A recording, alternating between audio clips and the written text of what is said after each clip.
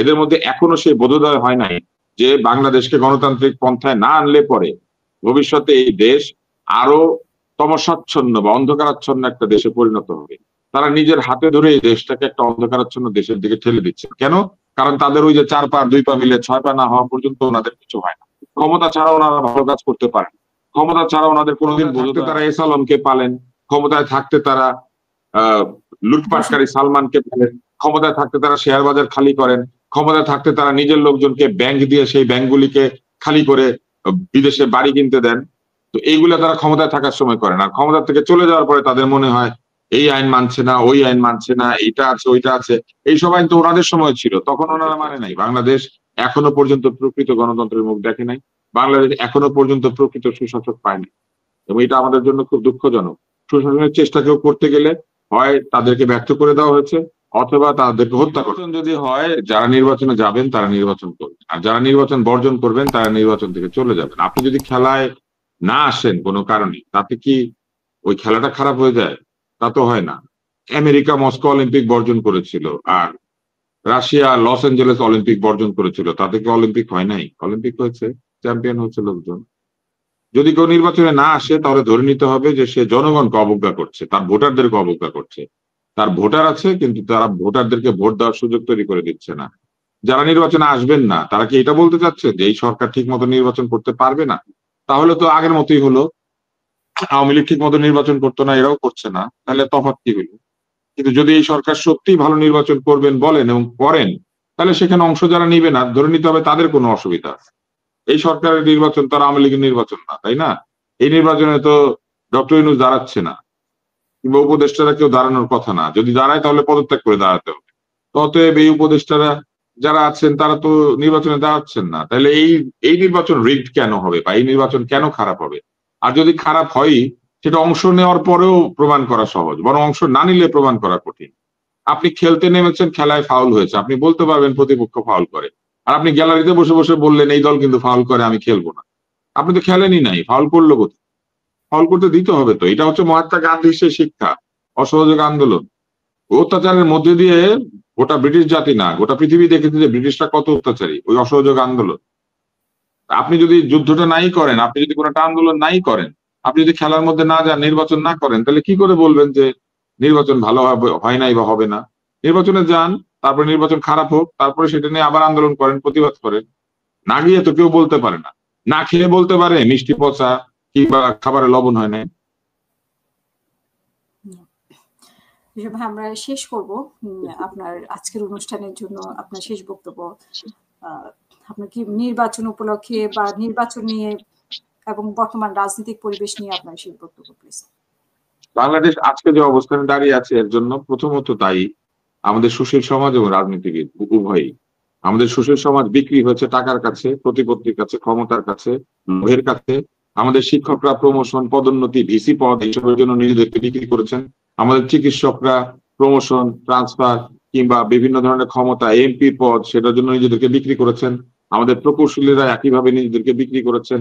আমাদের পেশাজীবীরা এইভাবে নিজেদেরকে বিক্রি করেছেন। আমাদের বুদ্ধিজীবীরা তাদের বুদ্ধি বিকিয়ে দিয়ে তারা এক ধরনের তৈলজীবী হয়েছে। ফলে সমাজের বিবেক মরে গিয়েছে। একই সাথে আমাদের রাজনীতিবিদরা বিক্রি হচ্ছেন টাকার কাছে, লোভের কাছে, ব্যবসায়ীদের কাছে, বিদেশি শক্তির কাছে। ফলে এই দুই পক্ষ মিলে আমাদের জনগণকে একটা অসহায় অবস্থায় নিয়ে গিয়েছেন, যেখানে আমরা ভোট দিতে পারি না, আমাদের কথা বলতে পারি না, আমাদের অধিকার অর্জন হয় না, অথবা অধিকারের পক্ষে কেউ দাঁড়ায় না। আজকে আমাদের যে এই অবস্থা, এই অবস্থার জন্য এরা দায়ী, এবং এখনো এরা মারামারি এবং সে অন্যায় করেই চলেছে। এদের মধ্যে এখনো সেই বোধোদয় হয় নাই যে বাংলাদেশকে গণতান্ত্রিক পন্থায় না আনলে পরে ভবিষ্যতে এই দেশ আরো তমসাচ্ছন্ন বা অন্ধকারাচ্ছন্ন একটা দেশে পরিণত হবে। তারা নিজের হাতে ধরে এই দেশটাকে একটা অন্ধকারাচ্ছন্ন দেশের দিকে ঠেলে দিচ্ছে। কেন? কারণ তাদের ওই যে 4 পা 2 পা মিলে 6 পা না হওয়া পর্যন্ত ওনাদের কিছু হয় না। ক্ষমতা ছাড়া ওনারা ভালো কাজ করতে পারেন। ক্ষমতা ছাড়া ওনাদের কোনোদিন বোধোদয় হয় না। ক্ষমতা থেকে চলে গেলে ওনাদের তখন খুব আইন, সুশীলতা, বিচার এই সবকিছু মনে পড়ে। আর ক্ষমতায় থাকতে তারা এস আলমকে পালেন, ক্ষমতায় থাকতে তারা লুটপাটকারী সালমানকে পালেন, ক্ষমতায় থাকতে তারা শেয়ার বাজার খালি করেন, ক্ষমতায় থাকতে তারা নিজের লোকজনকে ব্যাংক দিয়ে সেই ব্যাংকগুলিকে খালি করে বিদেশে বাড়ি কিনতে দেন। তো এইগুলা তারা ক্ষমতায় থাকার সময় করেন। আর ক্ষমতা থেকে চলে যাওয়ার পরে তাদের মনে হয় এই আইন মানছে না, ওই আইন মানছে না, এইটা আছে ওইটা আছে। এইসব আইন তো ওনাদের সময় ছিল, তখন ওনারা মানে নাই। অতএব আমার বক্তব্য খুব পরিষ্কার, বাংলাদেশ যদি সামনের দিকে এগোতে হয় বাংলাদেশে নির্বাচন হতে হবে, এবং সেই নির্বাচন বৈধ, উদার, অংশগ্রহণমূলক, নিরপেক্ষ এবং বৈষম্যহীন ভাবে হতে হবে, যেখানে প্রতিটি ভোটার বিনা বাধায় আনন্দের সঙ্গে ভোট দিতে যেতে পারবেন। কোন ধর্মীয় পরিচয়ের কারণে, রাজনৈতিক পরিচয়ের কারণে, যে কোনো কারণে কেউ ভোট দিতে বাধা পাবে না এবং কেউ ভোটে দাঁড়াতেও বাধা পাবে না। সকলকে ভোটে দাঁড়াতে দিতে হবে এবং জনগণকে বেছে নিতে দিতে হবে জনগণ কি চায়। একে দিব না তাকে দিব, তাকে দিব না তাকে দিব, এইভাবে নির্বাচন করলে সেই নির্বাচন গ্রহণযোগ্য হবে না। সবার জন্য উন্মুক্ত করে দিয়ে সকলকে দাঁড়াতে দিতে হবে, জনগণকে উদার এবং উন্মুক্ত ভাবে ভোটিং করতে দিতে হবে। সেই ভোটের মধ্য দিয়ে জনগণ যাকে বেছে নেবে তাকে অন্যদেরকে মানতে হবে, এবং প্রতি 5 বছর বা 4 বছর পর পর নিয়ম অনুযায়ী, যে নিয়ম সংবিধানে থাকে ভবিষ্যতে, সেই নিয়ম অনুযায়ী নির্দিষ্ট মেয়াদ আনতে আবারও একইভাবে ভোট হইতে হবে, এবং যে হারবে সে চলে যাবে। আর এই ক্ষমতায় থেকে অন্যায় কর্মকাণ্ড করলে সেটার বিচার হবে এবং বিচার মেনে নিতে হবে। ইম্পিউনিটি, ইনডেমনিটি যে সংস্কৃতি, সেখান থেকে বের হতে হবে। বিদ্যুতের কাজ করতে হবে এই কথা বলে বিদ্যুৎকে ইম্পিউনিটি এবং ইনডেমনিটি দিয়ে রেখেছিল আগের সরকার। বিদ্যুৎ খাতের ঢালাও লুটপাট হয়েছে, সেই লুটপাটের দায় দায়িত্ব এখন কিন্তু তাদের নিতেই হচ্ছে। অতএব এইসব ইনডেমনিটি, এইসব বিচারহীনতার সংস্কৃতি দিয়ে কেউ কাউকে বাঁচাতে পারে না। অতএব কোন ধরনের অবিচারের সংস্কৃতি রাখা যাবে না।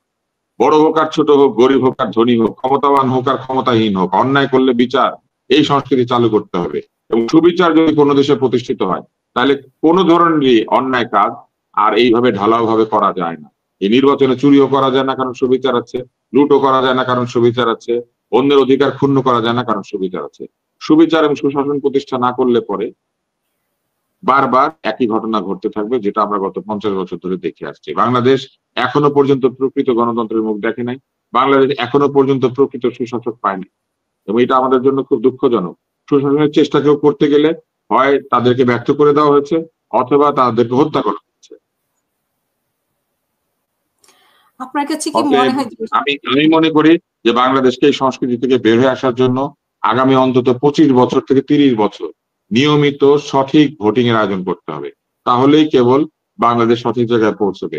আমেরিকার মতো দেশ আব্রাহাম লিঙ্কনকে হত্যা করেছিল, একটা গৃহযুদ্ধের মধ্যে দিয়ে গিয়েছিল, কিন্তু ভোটিং বন্ধ করেনি, ভোট বন্ধ হয়নি। ভোট কোনো দেশ বন্ধ করে না, এবং যদি ভোট বন্ধ হয়ে থাকে আপনি লক্ষ্য করলে দেখবেন প্রথম সুযোগেই ভোট আবার ফিরে এসেছে। যেমন ইংল্যান্ডে উইনস্টন চার্চিল যুদ্ধের সময় ক্ষমতায় ছিলেন, কিন্তু এরপরে যখনই বিশ্বযুদ্ধ শেষ হয়েছে, ভোট হয়েছে এবং সেখানে চার্চিল হেরে গিয়েছে। কারণ যুদ্ধের শাসক আর শান্তির শাসক এক না, জনগণ রায় দিয়েছে। জনগণকে রায় দিতে হবে, জনগণের রায় ছাড়া দেশ পরিচালনা করা যাবে। কিন্তু অনেকে তো বলছে যে এই সরকার আসলে, এই সরকারের ইচ্ছা নেই। আপনার কাছে কি মনে হয় যে আসলে সরকার ফেব্রুয়ারিতে নির্বাচন দিবে যেরকম বলে যাচ্ছে? জানি না, এটা জানুয়ারি মাস বা ডিসেম্বর মাসে আসলে বোঝা যাবে, কারণ নির্বাচনের তো নির্দিষ্ট তফসিল ঘোষণার তারিখ আছে, এবং সেখানে অন্তত 90 দিন সময় লেগে যায়। অতএব আমরা নভেম্বর মাস আসলে বুঝতে পারবো ফেব্রুয়ারি মাসে নির্বাচন হবে কি হবে না।